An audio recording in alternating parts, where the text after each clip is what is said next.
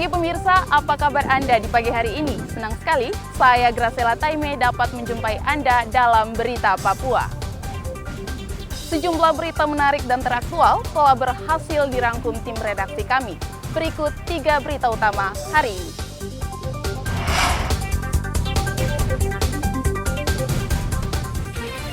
Diduga mengandung unsur makar, unjuk rasa di Mimika dibubarkan polisi.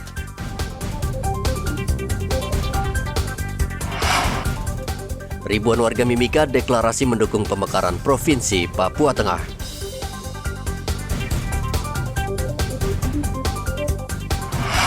Papua Barat masuk 10 besar provinsi termiskin di Indonesia.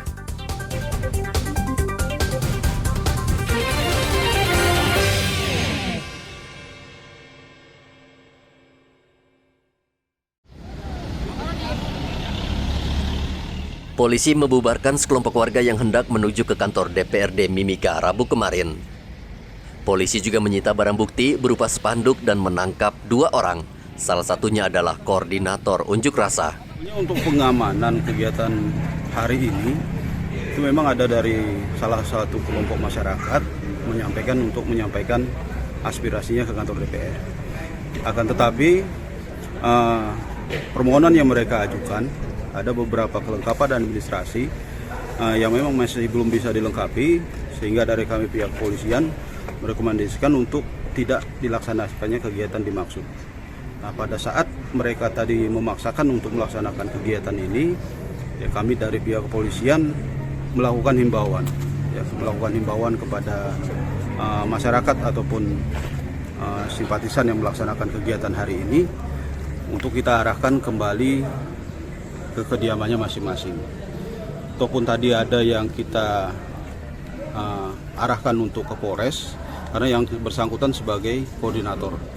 Ya, kita berdiskusi dengan yang bersangkutan, kemudian kita sampaikan kenapa yang bersangkutan memaksakan untuk tetap melaksanakan aksi, padahal dari kami pihak kepolisian tidak memberikan rekomendasi untuk pelaksanaan kegiatan hari ini. Mereka arahnya penyampaian aspirasi ke kantor DPR, dan salah satunya memang untuk melakukan penolakan terhadap Otsus dan DOB. Untuk pengamanan aksi, karena memang arah tujuannya mereka ke kantor DPRD, memang kita fokuskan di sini ya untuk kegiatan pengamanan. Toh pun ada di beberapa titik yang kita lakukan pengamanan yang kami analisa bahwasanya di titik-titik itulah menjadi kantong-kantong ataupun titik kumpulnya mereka. Kebetulan juga kemarin sudah kita mulai pelaksanaan operasi patuh. Jadi di titik-titik tertentu juga kita melaksanakan kegiatan 21 yang pada intinya tujuan kita semuanya adalah untuk tetap menjaga situasi Kamtibmas di Mimika ini tetap berjalan dengan baik. Polisi dan tentara dikerahkan untuk mengamankan kota Mimika dan sekitarnya dari rencana deklarasi penolakan daerah otonomi baru dan penyaluran dana Otsus Jilid 2, serta referendum yang dilakukan sekelompok orang. Sejumlah petugas ditempatkan di seputaran bundaran Timika Indah dan kantor DPRD Mimika.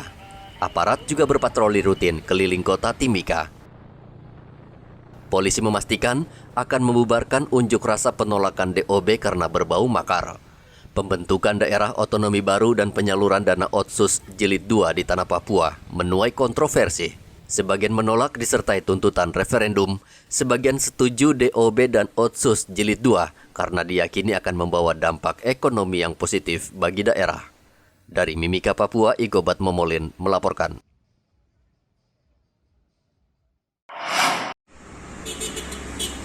Hingga saat ini pelaku pembunuhan seorang wanita di Kampung Nendali, Sentani, Kabupaten Jayapura yang terjadi pada 21 Mei lalu masih buron. Polres Jayapura dan Polsek Sentani Timur masih memburu pelaku yang sudah diketahui keberadaannya. Kapolsek Sentani Timur Ibtu Yohan Ongge mengatakan pelaku saat ini berada di seputaran Jayapura, namun yang cukup membuat polisi kesulitan, pelaku tidak menggunakan telepon genggam. Sementara kasus ditangani oleh penyidik Polsek Sentani Timur, administrasi dan segala macam semua sudah disiapkan.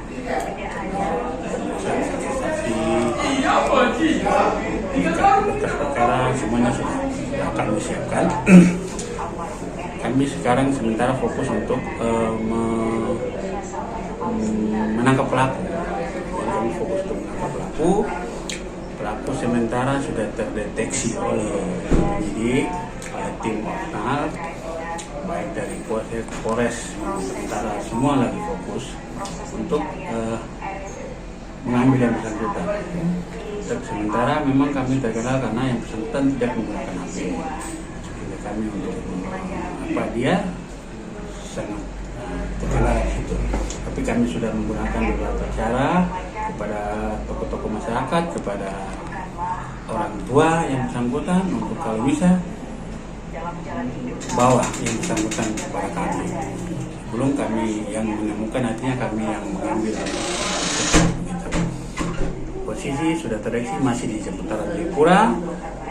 Mudah-mudahan mohon dukungan semua masyarakat kita bisa dapat mengambil yang bersangkutan.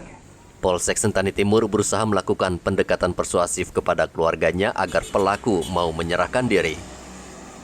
21 Mei lalu sesosok mayat wanita tanpa identitas ditemukan di salah satu bangunan pondasi rumah di Kampung Nendali, Distrik Sentani Timur. Wanita itu diduga korban pembunuhan. Renol melaporkan dari Kabupaten Jayapura, Papua. Tersangka atas nama Mitani yang Kejaksaan Negeri Merauke menghentikan pengusutan perkara kasus penganiayaan seorang istri yang dilakukan suaminya. Natalis mengungkapkan rasa syukur berkali-kali karena ia tidak jadi mendekam di sel tahanan. Ia juga menyampaikan penyesalannya telah memukul istrinya sendiri, Natine Mongga. Sambil menangis, ia sujud dan mencium kaki sang istri.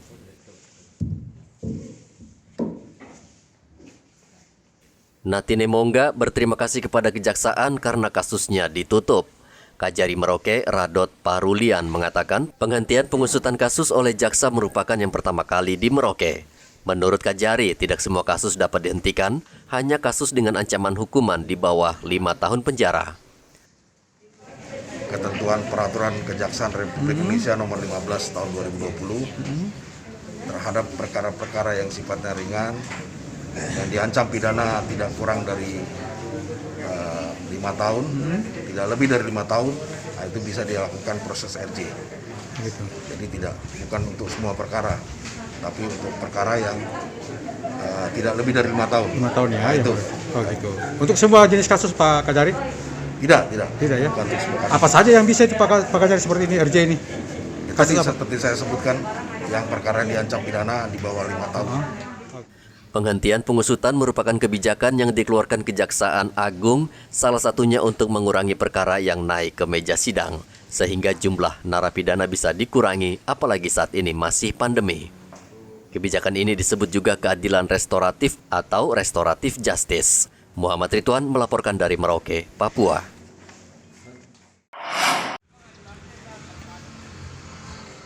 Komisi Pemilihan Umum KPU Merauke mulai mempersiapkan tahapan pemilu tahun 2024 mendatang. Ketua KPU Merauke mengatakan tahapan pertama, KPU akan menyusun pendanaan yang akan dimulai bulan depan. Pengajuan dana untuk KPU Merauke tersebut, menurut Ketua KPU akan diajukan ke KPU Pusat karena terkait pemilu legislatif. Sesuai dengan instruksi dari KPU RI melalui KPU Provinsi, ya, bahwa hari ini Selasa tepatnya 14 Juni 2020 seluruh KPU baik provinsi maupun kabupaten kota mengikuti peluncuran tahapan pemilu 2024 ya. Karena memang sesuai dengan undang-undang ya, dalam hal ini Undang-Undang 7 2017 bahwa sekurang-kurangnya 20 bulan sebelum hari pemungutan suara kita sudah harus melaksanakan tahapan pemilu 2024, yang mana tahapan pemilu 2024 ini kita akan laksanakan nanti 14 Februari 2024 ya kan. Kita hitung 20 bulan sebelum hari pemungutan suara, dia jatuhnya di bulan Juni 2022. Jadi 2022 ini tahapannya sudah jalan seperti itu. Dan puji Tuhan, alhamdulillah hari ini kita sudah peluncuran untuk tahapan pemilu 2024 seperti itu. tahapan yang pertama akan dilakukan dari KPU sendiri apa itu? Iya, baik. Tahapan nanti untuk 2022 ini yang pastinya pertama terkait dengan anggaran ya. Kami akan KPU akan menyusun anggaran yang mana progresnya itu sekarang kita tinggal menunggu revisi dari Dirjen ya. Nah, ketika nanti anggaran turun, kita sudah bisa memulai kegiatan-kegiatan kita atau tahapan kita sosialisasi ya. Apalagi sekarang ini kan PKPU 3 2022 ini sudah keluar ya terkait dengan tahapan dan jadwal penyelenggaraan pemilu. Tahun ini KPU juga rencananya akan melakukan verifikasi partai politik dan daerah pemilihan di masing-masing kabupaten kota. Pada pemilu tahun 2024 akan diagendakan 2 kali pesta demokrasi. Pada bulan Februari 2024 akan digelar pemilu legislatif dan pada bulan November di tahun yang sama akan dilakukan pemilihan gubernur, wali kota, dan kepala daerah. Muhammad Ridwan melaporkan dari Merauke, Papua. Kira-kira di sebelah mana ya bangku kosongnya ya? Ribuan warga Mimika mendeklarasikan dukungan terhadap Daerah Otonomi Baru atau DOB dan penyaluran dana Otsus Jilid 2 yang digelar di halaman Gereja Kingmi Rabu kemarin. Kegiatan ini juga melibatkan seluruh kerukunan masyarakat dari Sabang sampai Merauke yang bermukim di Timika. 100 ekor babi disembelih dalam acara bakar batu sesuai tradisi dan adat warga Pegunungan Tengah Papua. Bupati Mimika Eltunus Omaleng mengatakan ia dan masyarakat mendukung pemekaran Papua menjadi 4 provinsi demi masa depan anak-anak Papua yang lebih baik. Atas nama 7 kabupaten, hari ini kita deklarasi.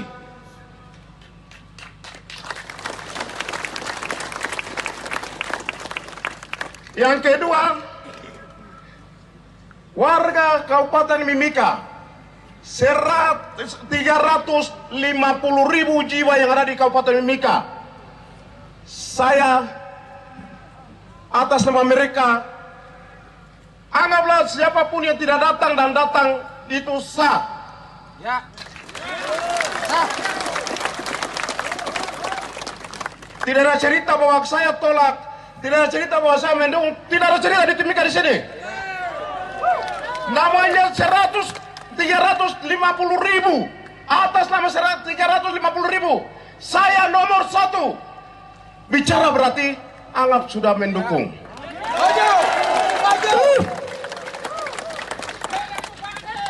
Haha.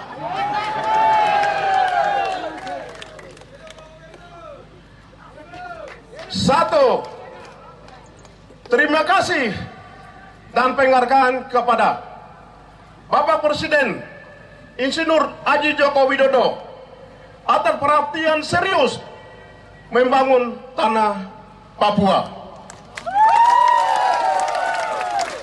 2, terima kasih untuk Kabinet Indonesia Maju, secara khusus Menteri Dalam Negeri Jenderal Polisi Purnawan Profesor Dr.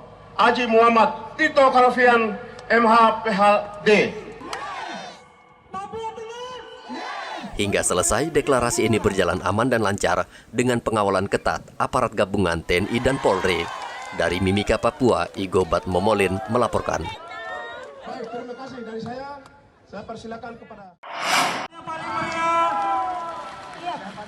Usai deklarasi DOB dan Otsus Jilid 2, Bupati Eltunus Omaleng di hadapan ribuan warga di Timika mendeklarasikan dirinya maju dalam pemilihan gubernur Provinsi Papua Tengah. Eltinus yang juga menjabat sebagai Ketua Asosiasi Para Bupati Wilayah Mepago mengatakan dia orang yang pertama mencalonkan diri menjadi Gubernur Papua Tengah. Gubernur Papua Tengah! Sah. Setuju? Setuju? Setuju! Nah itu dia, jangan takut-takut.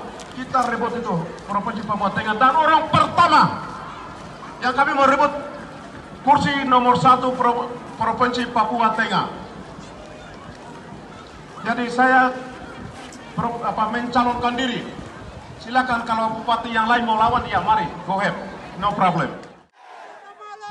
Pembentukan Provinsi Papua Tengah saat ini masih dibahas bersama DPR RI dan pemerintah pusat soal penganggaran, sehingga bisa mengikuti Pilkada serentak tahun 2024. Dari Mimika Papua, Igobat Momolin melaporkan.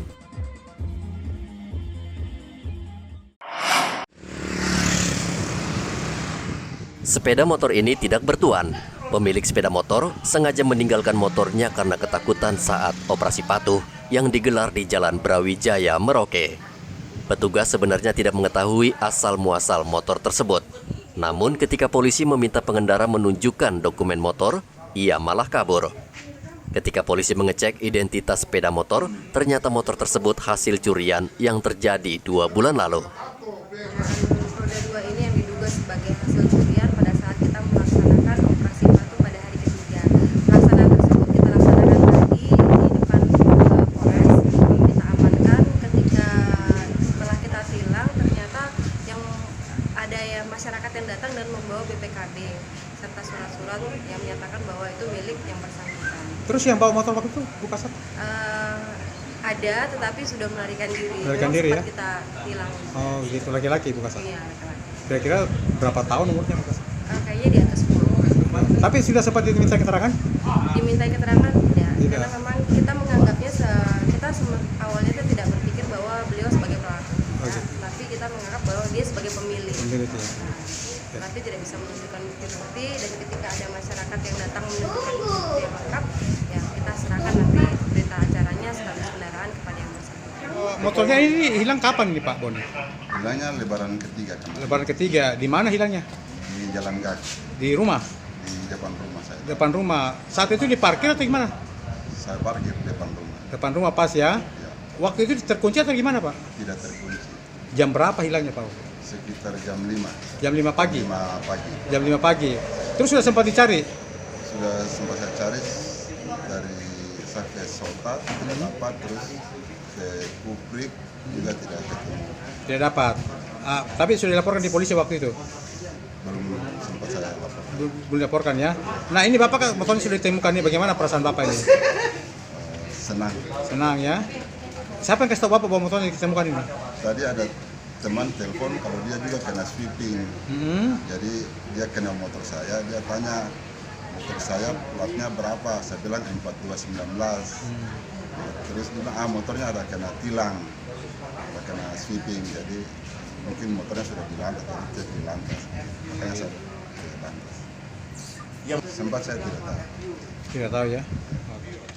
Operasi patuh yang digelar sejak 3 hari ini ternyata efektif menekan pelanggaran lalu lintas. Muhammad Ridwan melaporkan dari Merauke, Papua.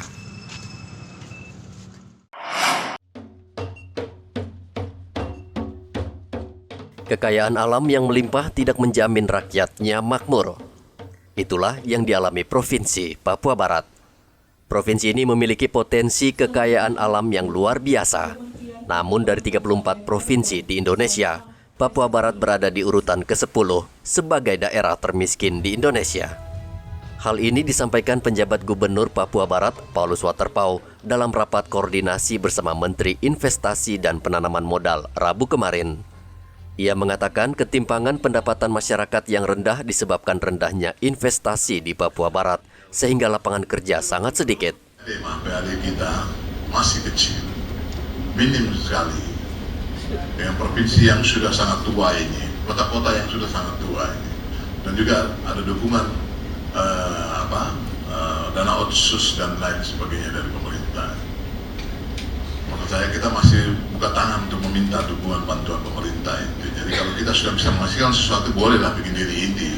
Tapi kalau belum, masih menunggu dan menanti belas kasihan dari negara dan pemerintah, stop bikin diri inti. Begitu.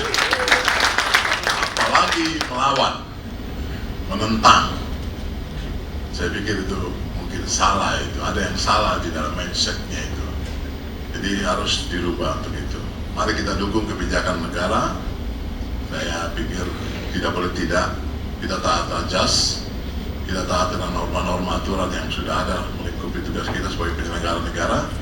Karena saya selalu menyatakan di mana-mana, bicara pembangunan baik dari bidang pendidikan, ekonomi, kesejahteraan, kesehatan, dan sebagainya hanya satu kata kuncinya, beres dulu penyelenggara negaranya. Pertumbuhan ekonomi di Papua Barat tercatat minus 1,7%. Menteri Investasi dan Penanaman Modal meminta para bupati, wali kota memanfaatkan seluruh potensi unggulan agar bisa mendorong investasi di daerah ini sehingga terjadi pertumbuhan ekonomi.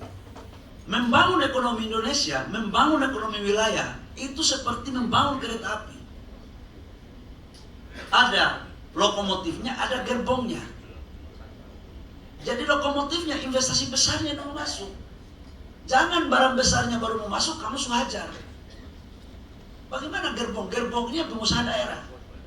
Makanya dalam permen saya wajibkan setiap pengusaha atau setiap investasi yang masuk, dimanapun berada, wajib berkolaborasi dengan pengusaha daerah dan UMKM. Agar mereka juga menjadi tuan di negeri sendiri. Mereka tidak boleh jadi sampah dan penonton di kampung sendiri. Ini saya buat. Dan waktu saya membuat permen itu, banyak orang protes saya. Beberapa menteri tidak setuju. Saya bilang jalan terus. Di menteri ini kan ada dua menteri. Ada satu yang lahir dari piring emas, ada lahir dari piring plastik. Pasti menteri-menteri yang lahir dari piring emas tidak pernah merasakan bagaimana penderitaan dari piring plastik. Orang makan kan? Kalau saya bukan lagi lahir dari piring plastik, lahir dari daun pisang. Jumlah penduduk miskin di Papua Barat berjumlah 21% dari sekitar 1.180.000 jiwa. Mereka tersebar di 9 kabupaten. Ironisnya, Papua Barat memiliki kekayaan alam luar biasa seperti galian, pertanian, perkebunan, peternakan, perikanan, hingga pariwisata. Edi Musahidin melaporkan dari Manokwari, Papua Barat.